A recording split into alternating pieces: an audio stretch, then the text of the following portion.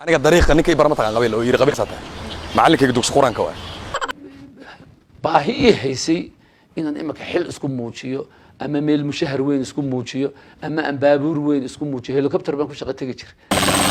aabahayna guriga aad wax ugu soo baro waa ogeed aabahay aniga nin mutacallim oo sare u ahaa oo aniga iga sii cilmi badan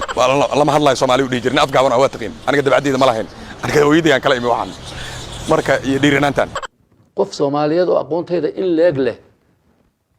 wuu jiraa laakiin ma badna xildhibaan Zakariya markii aan adeerkiis joogana hal la joogo xildhibaan la isabla gaadhay qabiilkii fiir hal kala helo aan adeerkay ma afrmaan dabcan baan isugu tagnaa Ciraaq baan ka soo shaqeeyay mareernimaan ku galay Yemen baan ka soo shaqeeyay mareernimaan ku galay Liibiya ka soo shaqeeyay mareernimaan ku galay Syria ka soo shaqeeyay mareernimaan ku galay mareernimadu ku galay ninkayga inta badda qaleelka ka soo baxay halkan waxba lama aha la helaha dad odaynimo la helaha dad lamida Maxamed Xaaji Ibraahim cigaal oo kale loo heli lahaa koonfurta ya talana naga dhageysan lahaa in wax weyn la qaban lahaa in kastoo dadka qaar hadda iyo laba soo hadlayaan oo aniga leeyihiin war meeshan Maxamed Xaaji Ibraahim cigaal kama soo socdee Maxamed Xaaji Ingiriisi ugu dhawe orod meesha sarxo gal